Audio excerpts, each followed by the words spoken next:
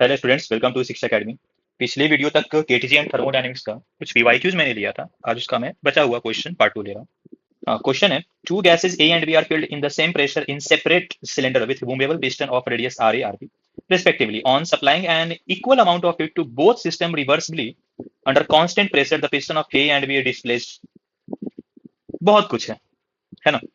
इसमें क्या है कि दो सिलेंडर है, ए और बी, उन दोनों में कुछ गैस फिल किया हुआ है। हम लोग दोनों गैस को हीट प्रोवाइड कर रहे हैं, सेम अमाउंट हीट का। और जब हीट प्रोवाइड कर रहे हैं तो under constant pressure the piston of A and B displaced by 16 and 9 centimetre. और बोला जा रहा है इंटरनल एनर्जी सेम है, मतलब हम लोग जो हीट प्रोवाइड करेंगे according to first law of thermodynamics, delta Q equal to delta U plus delta W होता है, work done plus internal energy में चेंज। इंटरनल एनर्जी बोल रहा है कि चेंज ही नहीं हुआ है, सेम है, मतलब ये तो जीरो। और ये भी इक्वल है, इसका मतलब क्या दोनों का वर्क डन भी इक्वल रहेगा। ये सेम, ये सेम, तो ये भी क्या सेम ही रहेगा। तो इसका मतलब work done by A piston equal to work done by B piston. Work done क्या होता है? Force into displacement. फोर्स क्या होता है? Pressure into area. तो पी इंटू एरिया और डिस्प्लेसमेंट मिलकर वॉल्यूम बनाता है, तो पी इंटू डेल्टा वी हो जाएगा। यहाँ बोल रहा कांस्टेंट प्रेशर, प्रेशर भी कैंसल, बचा क्या? Volume, area into length, area into length. Area क्या है? सिलेंडर है ना, तो pi R square cross section area हो जाएगा। और डिस्प्लेसमेंट कितना हो रहा है? 16 सेंटीमीटर। पाई बी स्क्वायर हो जाएगा दूसरे वाले का 9 सेंटीमीटर। ये pi cancel, R A by R B root under 9 by 16, answer 3/4 आएगा। Next, the thermodynamic system is taken through the cycle A B C D A, the work done by the gas along the path B C. B C, यहां से यहां volume ना बढ़ रहा है ना घट रहा है, तो वर्क डन क्या होगा? Zero. Next, for an adiabatic process the factor which remains constant is. Adiabatic process का इक्वेशन पता होगा, P power gamma equal to constant.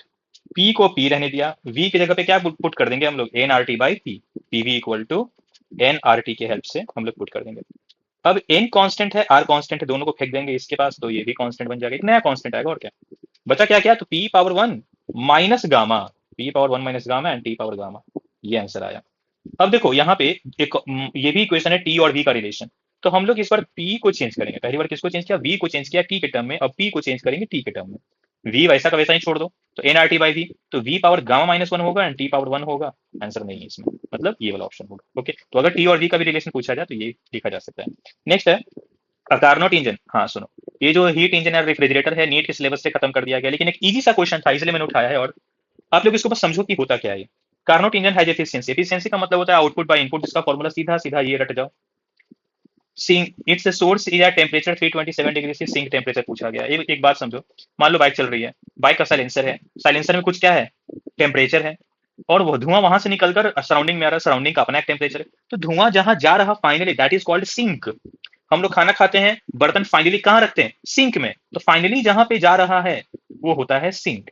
तो सिंक का टेम्परेचर पूछा गया है, फॉर्मूला होता है 1 minus T two by T one into 100। तो देखो एफिशिएंसी कितना है? 50 है ना, 50/100, 1 minus T of sink upon जो भी था उसको केल्विन के टर्म में लिखेंगे तो 600 आ जाएगा, एंड उसको फिर सॉल्व करोगे 300 केल्विन। नेक्स्ट है, for the given cycle the work done during the isobaric process. अब इसके खोजना है आइसोबैरिक प्रोसेस क्या है। ये देखो, यहाँ पे वॉल्यूम कांस्टेंट, ये है आइसोकोरिक। टेम्परेचर कांस्टेंट होता तो आइसोथर्मल। यहाँ पे देखो प्रेशर कांस्टेंट है, प्रेशर ना इंक्रीज हो रहा ना डिक्रीज हो रहा है एसीपी में, तो ये क्या है? आइसोबैरिक प्रोसेस है। अब मैं पूछूं कि ये कौन सा प्रोसेस है, तो आप लोग बोलोगे सर आइसोकोरिक हो गया, आइसोबैरिक हो गया, ये आइसोथर्मल होगा।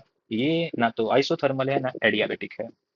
ये अगर कभी भी ऐसा ग्राफ देखकर पूछा जाए कौन सा प्रोसेस, ये एक जनरल प्रोसेस है जिसका इक्वेशन क्या बन सकता, तो सुनो मैं बता रहा, सुनना ध्यान से। क्या ये P और V के बीच का एक स्ट्रेट लाइन बता रहा है? मतलब y equal to M X plus C के फॉर्मूले पे बैठेगा। y क्या है? प्रेशर है। m क्या है? कुछ तो भी नेगेटिव वैल्यू है। और यहां से हम लोग पता कर सकते हैं दिस माइनस दिस अपॉन इसका डिफरेंस y बाई एक्स, तो स्लोप आ जाएगा। और स्लोप नेगेटिव, चलो मान लो माइनस m लेते हैं। एंड cc क्या है? वॉल्यूम है। तो क्या हम लोग बोल सकते हैं कि पी वी पे power -1 equal to constant? Slope तो कांस्टेंट है ना, मतलब अगर पी वी पावर एक्स देखे तो एक्स का वैल्यू -1 आ रहा है, ये प्रोसेस बनेगा।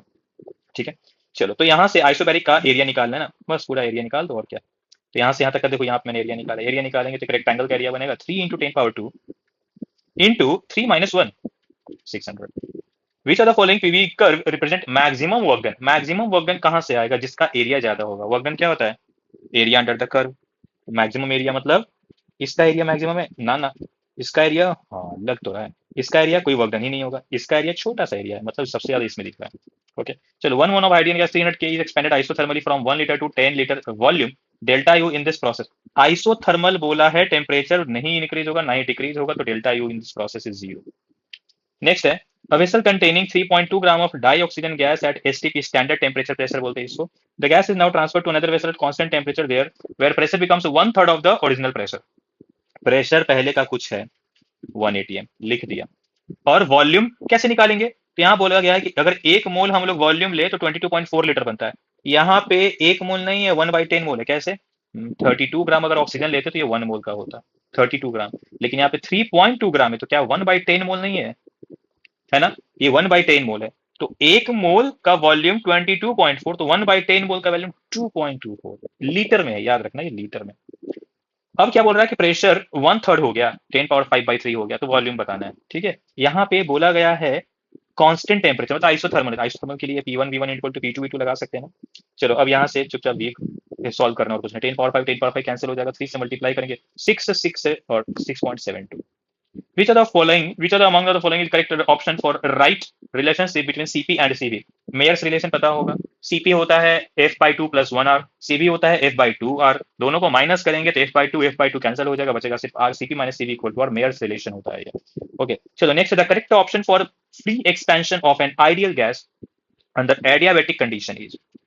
यहाँ पे अगर एडियाबेटिक कंडीशन देखें और फ्री एक्सपेंशन मतलब मैंने बताया था कि जब भी गैस पार्टिकल्स का वर्क डन पॉजिटिव होता है तो उसका वॉल्यूम बढ़ता है, उसका वॉल्यूम बढ़ता है मतलब वो सराउंडिंग के गैस को कंप्रेस करता है। यही अगर गैस पार्टिकल्स, कोई गैस का वॉल्यूम कम होता है, इसका मतलब सराउंडिंग ने उस पे वर्क कर दिया है।